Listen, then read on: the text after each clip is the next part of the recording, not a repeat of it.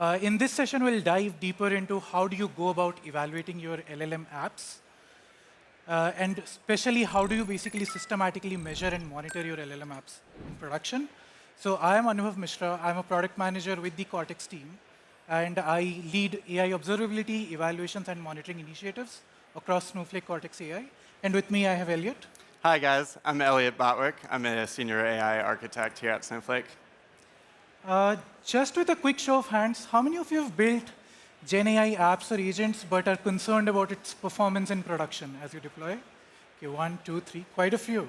And that's precisely the problem we'll try to tackle today. So what we'll go through here is why is deploying production-ready GenAI applications difficult, especially deploying those with confidence is going to be fairly difficult. How do Snowflake Cortex AI observability offerings help you in systematically evaluate these applications with quantifiable metrics? And then eventually we'll walk through a detailed demo on how AI observability works in action today. So first, let's dive into the different hurdles to GenAI apps going to production. The first being quality. As you all know that LLMs can and potentially hallucinate. They can generate irrelevant answers. There is, due to the nature of the generative AI itself, it can create non-deterministic responses, so consistency remains a key challenge.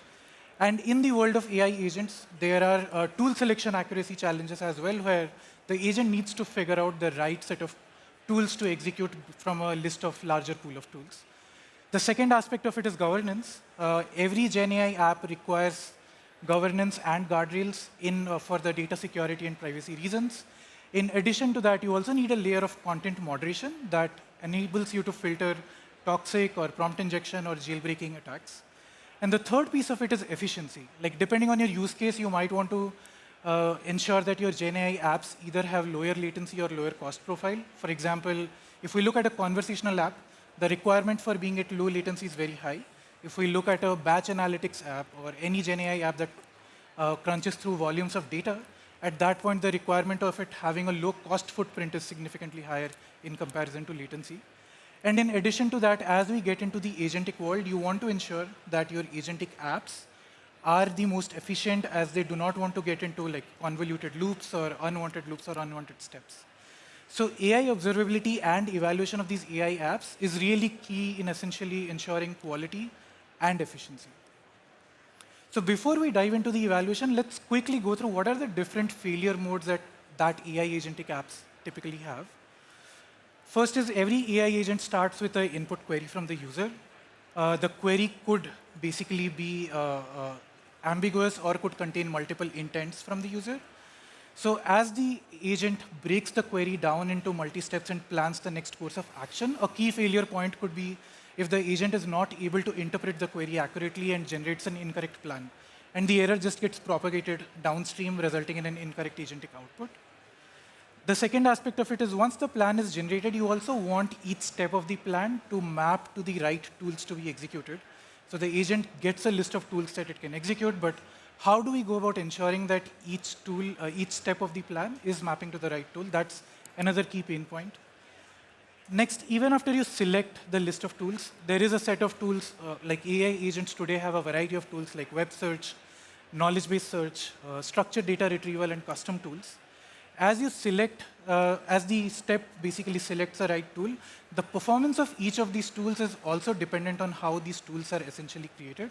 So for example, if I look at unstructured knowledge-based data, the output of this tool is completely dependent on what your chunking strategy is, what is the quality of data that you ingested, how relevant the search results are going to be. For example, in a structured data retrieval, especially in Cortex Analyst that Snowflake has, the output is dependent on the quality of the semantic model that you basically build, which describes how the database and the schema looks like. And even for custom tools, tool selection accuracy and correctly interpreting the arguments in order to execute the tool becomes a key dimension in terms of how accurately the tool generates the result. And as a final step, even if the tool gets executed correctly, while generating the responses, the LLMs could hallucinate, where the responses are not really grounded in the tool results. So you'd want to ensure that the responses adhere to the tool results and do not hallucinate over there. And in order to solve these specific pain points, what we have is we have enabled a set of AI observability capabilities in Snowflake that allows you to systematically generate trace of your agentic app and then evaluate your agentic app against various configurations of your application. So the way you think about an observability or an evaluation aspect is you can evaluate multiple configurations of your app. And what I mean by multiple configuration is there could be different prompts that you're evaluating, or different LLMs based on the use case that you're evaluating, or different retrievers for the search that you're evaluating. So you can take any of these configuration and evaluate it against an evaluation data set and measure and basically evaluate how well a specific configuration is performing. And based on the evaluation result, you can then select the most optimal configuration for your production deployments. So just to quickly go through how do you set up this evaluation framework. As you create your app, you can create this app in a Python framework. What we provide is a Trulens, an SDK called Trulens, which allows you to instrument and orchestrate your app for generating these traces and evaluating the application. Create the app, then you go about instrumenting the app, and by instrumentation, you can specifically select which functions in your application you want to monitor and trace for. Once that is done, you register that app in Snowflake. The app could run in any environment. It's completely agnostic. It doesn't have to run inside Snowflake. You can run that in any environment. You register the app in Snowflake, and this creates a native agent object inside Snowflake that governs the access to your observability and evaluation data. Post this, you invoke a data set, an evaluation data set against your app. Again, the SDK takes care of it behind the scene. The evaluation data set can contain a set of inputs. At this step, the app basically loops over each set of input, generates the corresponding output and the relevant traces, and stores it in the Snowflake secure perimeter boundary. And once all of these outputs and traces are generated, you can trigger a computation by just specifying the name of the metric. And all of this information and computation is done within the Snowflake secure perimeter and boundary. And you can directly view this evaluation results in a native Snowsight dashboard.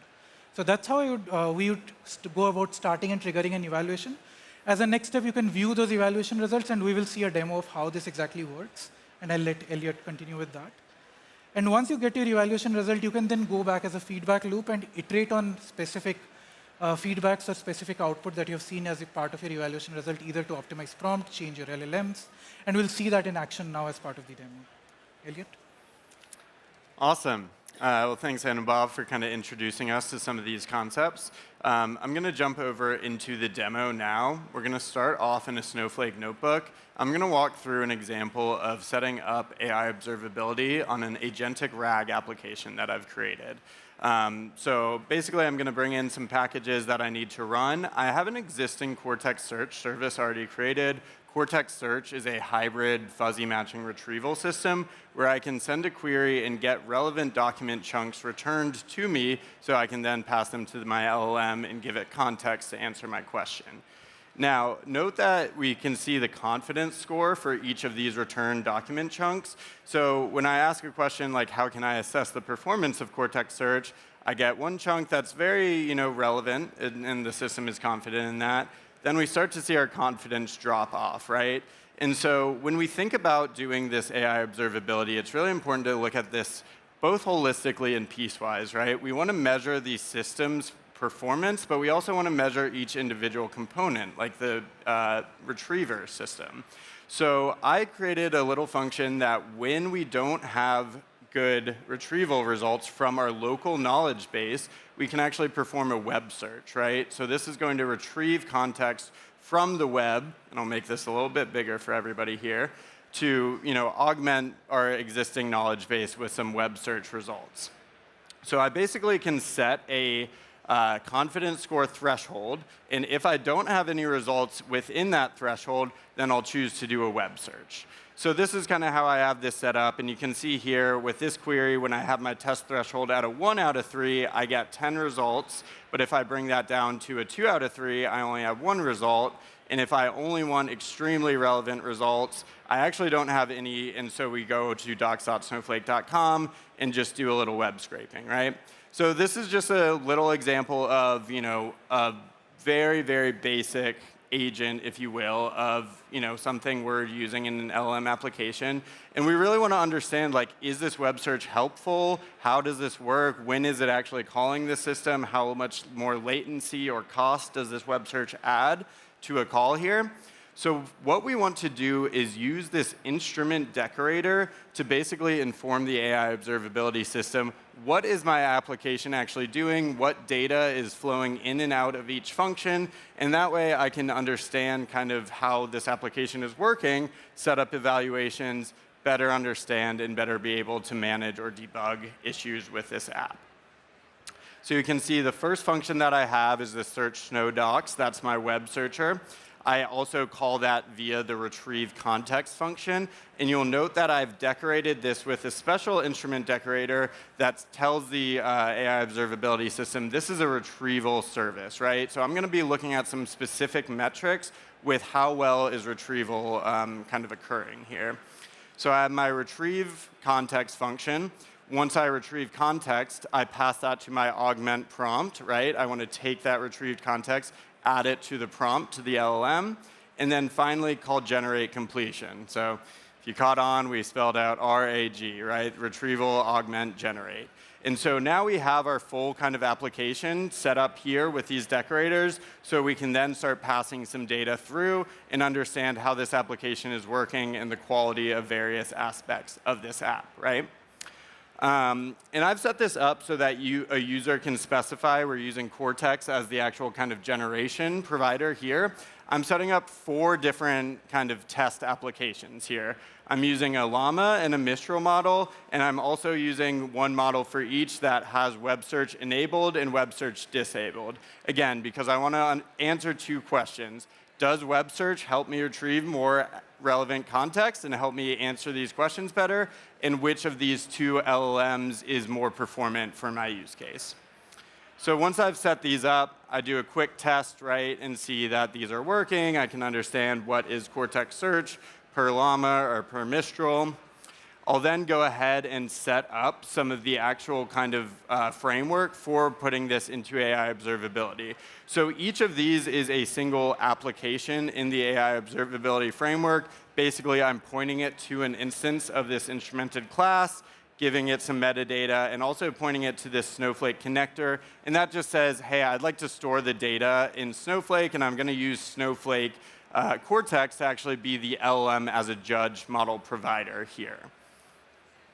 Now, I'll go ahead and create a system or a set of kind of sample prompts. These are going to be kind of my validation prompts to see how well these applications are working. I'll then configure what's called a run configuration. And this basically is going to be a batch of data we're going to pass to these applications. I'm giving it a name, description, some other metadata. You can also see here where I can specify the LLM-Judge that I'd like to use for evaluations. And basically, because I've instrumented everything, this knows everything that is going to happen and what each function does. So once I have this set up, I can go ahead and just add these runs and kick them off. And when I do this run.start, this is actually going to kind of create the runs and call this application. My system is tracing it on the back end, so I can then observe it in the AI observability UI and then see the results. So once I kick off the runs, I can check the status. I'm also going to be defining my metrics here. And one thing that I'd like to call out is something called the RAG triad, right? Now, this is a group of metrics that is really well served to evaluate RAG models. We're looking at first context relevance. That's did the retriever kind of fetch relevant context to the user's query, right? It's not actually looking at the LLM at this stage, just the retriever. Groundedness. This is looking at how well grounded in my context is the LLM's response, right? Did it hallucinate, or was there a fact in this retrieved context that backs up every claim the LLM made? And then finally, answer relevance. How well did the LLM actually answer the original user query? So once I have this, I'll go ahead and kick those off. I've also added coherence in for good measure. We want to make sure our LLMs are producing clear, coherent results. And once I've done this, I can then go ahead and jump into my AI observability view, which is in the evaluations tab in the AI and ML menu. So here we can see the 4 different models that we have kind of instrumented and created here. We can see the Mistral, Llama, and the web versions of each. At a glance, we can see the number of records and the aggregate metrics for each of these model versions. Now, when I click into one of these, I can see the full kind of trace view for every call that's been made to the application, what was the input, what was the output, what was the latency, and each kind of record level evaluation score. So you can see here that on average takes about a little over a second, has 80% answer relevance, only 53% context relevance, et cetera. So when I click into one of these applications, I can see the full trace, right, or the full span. And the span is made up of multiple traces. So if you all remember, right, we have this application that has these kind of functions: retrieve context, augment prompt, generate completion. And for each of these, right, I can see here is the input, what was the actual output. So these are the retrieved context chunks. I then augment it, right, and then generate completion. And here I can see the total number of tokens used and the cost in Snowflake credits associated with this generation. And really get a sense of, yeah, how did this data choose which tool to use? And as we think about more and more complex agentic apps, this becomes a harder and more important problem, right? We want to understand which tool was called, where did it go from step A to step B to step C. If we have a lot of latency, right, where did that latency come from? So clicking into this, I want to look briefly at some of the results of my metrics. So answer relevance here was a 2 out of 3, 0.67. In this case, we saw this question of what was the total ROI for this client using Snowflake Cortex. And this gives cost reduction of 30%, total engineering hours reduced by 4,000, which is great, but it doesn't actually give a dollar figure, which is what we're looking for. So you can see here in the explanation that this only gets a 2 out of 3 for that reason. Now we can look through all the other results of these metrics as well. For the sake of time, I'm going to go ahead and jump back and show how we can actually kind of compare multiple runs side by side. So if I choose my Mistral, and Mistral Web, which perform a little bit better than the Llama in this case, I'm going to compare these side by side, and we'll see that basically by adding this web search, we went from a 53% context relevance all the way up to 74%, which boosted coherence 10% and boosted answer relevance 17%. And we can see kind of side by side for one of these calls, and in this case, I'm asking what is Snowflake time travel. And when I don't do the web search, it says, Snowflake is not a time machine. You can't use time travel in Snowflake. I don't know what you're talking about. Snowflake's a data warehouse, right? When I give it access to the web search, and you can see here, this calls an extra function, this says, oh, you know, Snowflake time travel is this great feature to restore historical data that might have been mistakenly deleted, right? So we have a little added latency here, but we're actually getting much, much better results by adding better context here. And the point being is not that, oh, web search is something that every LLM needs. We just didn't have that in our internal knowledge base. So a good practice would be to add that here, use Cortex Search, so that way we're getting the combination of the low latency and the high accuracy. And really, this framework can help me understand which of these applications might be best served to be deployed to production. So I think just in conclusion, right, a couple things we wanted to call out, right? So under the hood, what we did was use these instrument decorators to basically inform AI observability in Snowflake what this application was doing. We then used Snowflake as the storage and evaluation and visualization engine to understand how did the app call these records, how did it evaluate them. And it's worth noting, right, we did this all on Snowflake. This is an extremely extensible framework built on the Trulens open source library and can be run on all sorts of different applications, different orchestration tools, things like LangChain, LangGraph, run it in Snowflake, run it externally on other clouds, right? It's very extensible in this case, right? We have a lot of benefit of running it in Snowflake where data and LLM compute lives. And so finally, why do we do this? This is to build trust in our AI applications, right? It's a very scary prospect of folks just building AI applications, vibe checking, right? Gut checking how, oh, looks good to me, let's go ahead and roll it to production. This is a data-driven framework that can help you understand the quality, the efficiency of these applications so that you can kind of iterate through, combat some of the failure modes we talked about earlier, and be able to kind of, figure out what is the best model to put into production, and once it's there, continuously monitor it over time.